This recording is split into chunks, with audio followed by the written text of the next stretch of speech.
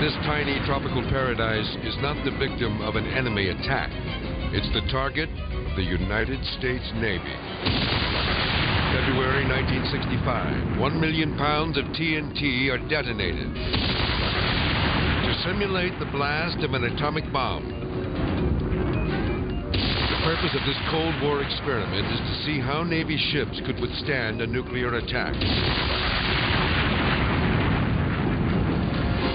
Several large vessels are anchored close to shore.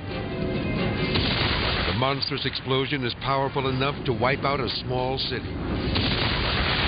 Debris is sent flying more than half a mile into the bay as the ships are engulfed in a thick cloud of dust. Watch as 2 surveillance blimps are blown out of the sky.